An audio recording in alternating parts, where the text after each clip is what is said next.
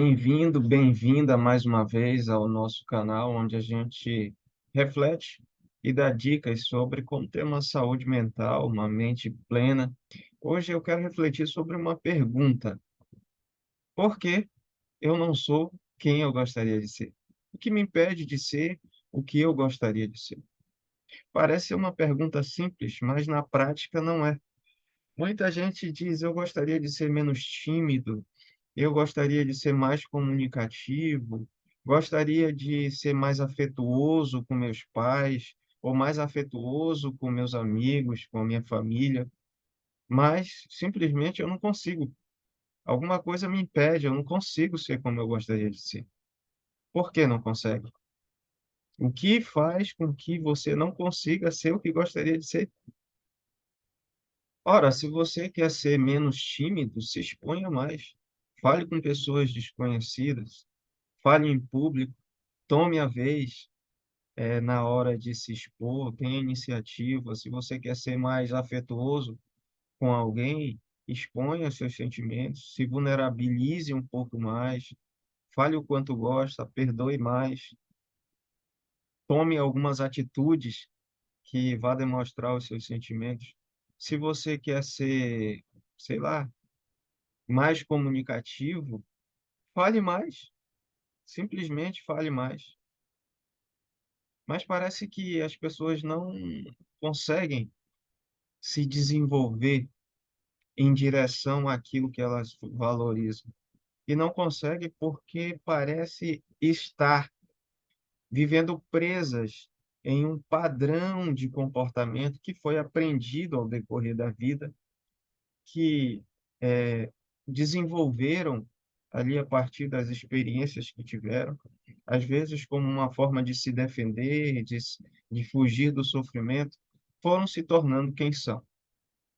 E hoje estão presas lá nessa maneira de ser, com padrões de respostas já pré-estabelecidos e vivem, então, sem tomar consciência disso ou sem se preocupar com isso, vivendo dessa forma no piloto automático, emitindo respostas que costumeiramente emite. Dessa forma, fica claro que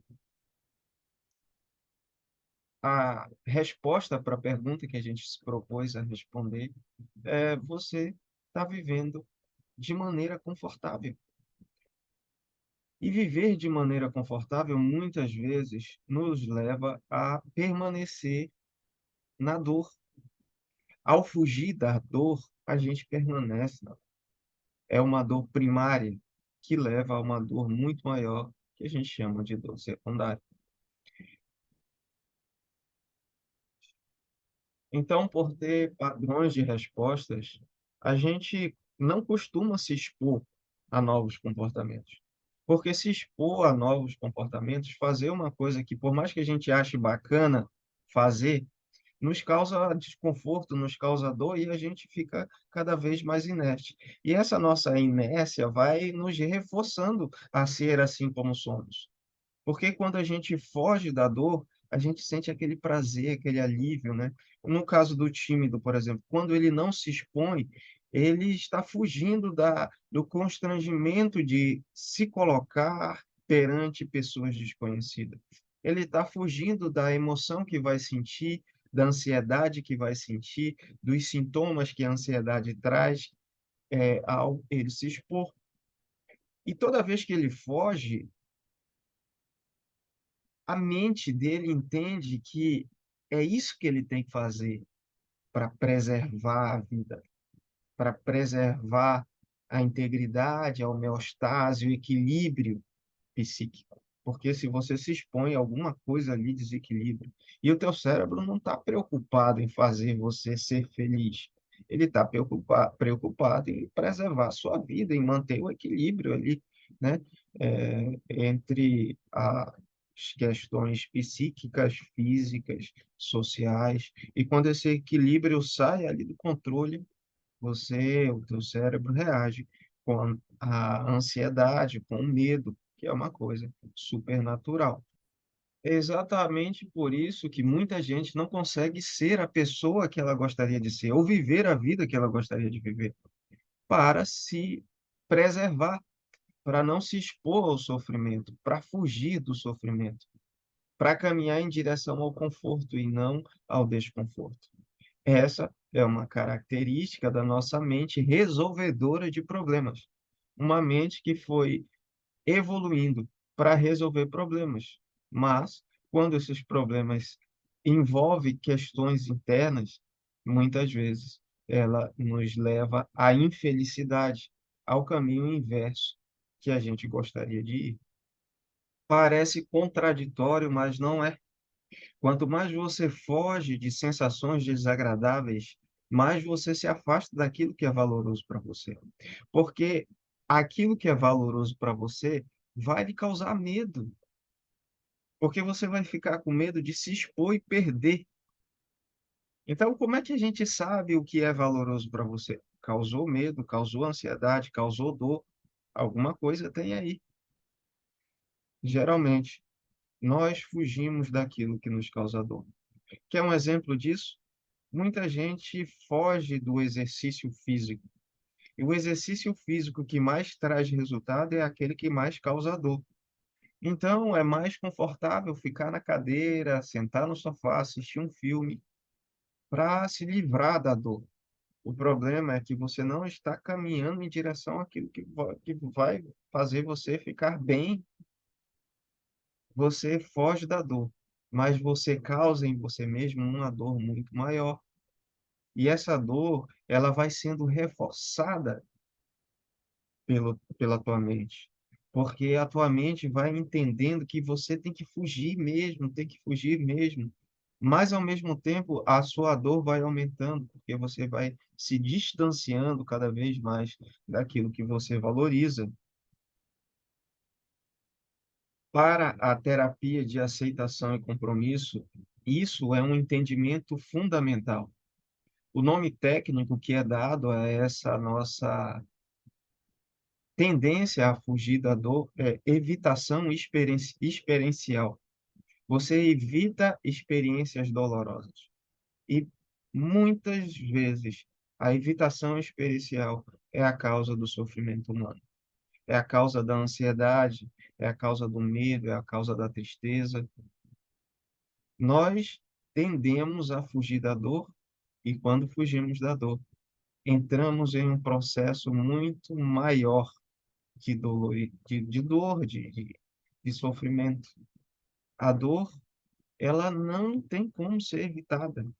Agora, a perpetuação do sofrimento, esse sim, é absolutamente evitável. Existem três processos aí mais gerais, mais genéricos, que ajudam o ser humano a ter mais flexibilidade psicológica, ou seja, mais capacidade de lidar com o seu sofrimento e caminhar em direção àquilo que ele realmente acha valoroso, que é a abertura, a presença e o compromisso. Cada um desses três grupos tem subgrupos, né, de habilidades que você precisa desenvolver.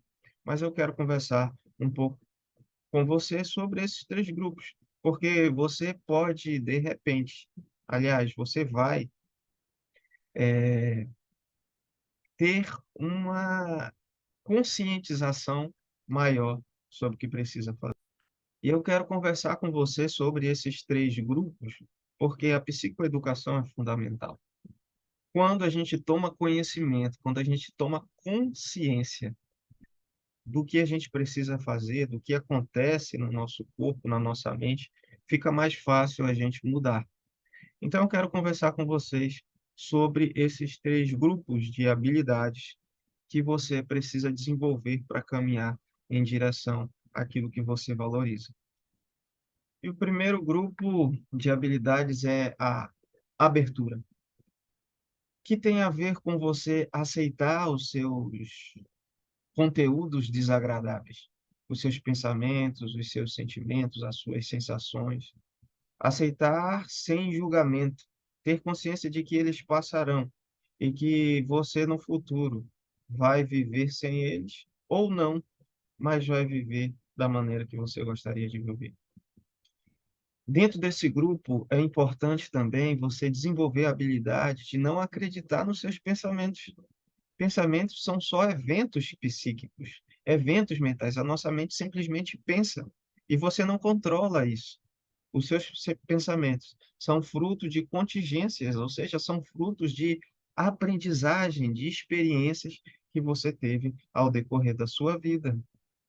O segundo grupo de habilidades tem a ver com presença, que dentro desse grupo está a capacidade de viver o momento presente, sem ficar preso no passado, sem ficar preso nas conjecturas do futuro, sem ficar preso dentro da sua mente.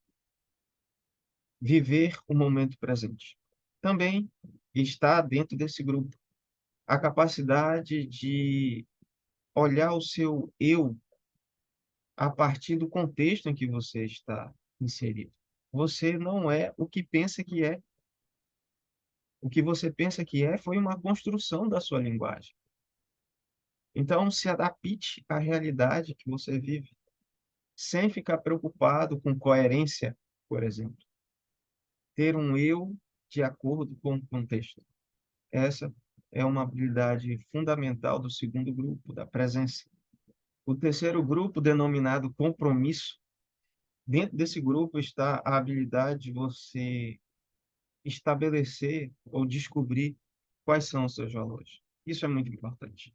Saber o que de fato faz você dar sentido à vida, o que de fato faz você viver, o que de fato faz você brilhar os olhinhos, o que você gostaria de ser, como você gostaria de ser lembrado, os seus valores. É importante gastar um tempo refletindo, pensando, conversando, falando, ouvindo sobre isso. Depois que você estabelece o valor dentro desse grupo, você estabelece metas para caminhar em direção a esse valor. Isso também é muito importante. Desenvolver metas, metas curtas, que o levarão a o caminho em direção a esse valor. Você não precisa nem alcançar esse valor, mas você precisa caminhar em direção a ele. Porque o mais importante não é chegar ao seu objetivo. Porque às vezes, quando a gente chega ao objetivo, a gente já tem outro objetivo estabelecido. E sim, viver de acordo com seus valores, caminhando em direção a objetivos. A sua caminhada, essa é importante, porque é na caminhada que você vive, é na caminhada que você se relaciona, é na caminhada que você é ou não feliz. Portanto, estabeleça quais são os seus valores e caminhe em direção a eles. Certo? Está respondida a pergunta: por que você não é quem gostaria de ser? Porque você está evitando a dor. Se você acha que precisa de um terapeuta para desenvolver esses três grupos aí que a gente conversou, procure um terapeuta. Mas se você acha que consegue só, tente. Não vai fazer mal tentar. Converse com um amigo, converse com um parente que você tenha confiança e tente. Levante, haja. Se você gostou desse conteúdo ou de conteúdos, se você gosta de conteúdos desse tipo, dê um like.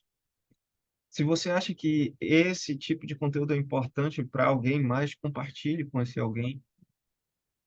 Se inscreva no canal, ative o sininho. Toda segunda-feira a gente vai ter conteúdos novos que tratam sobre o tema viver bem, ter uma saúde mental de qualidade, caminhar em direção aos seus valores.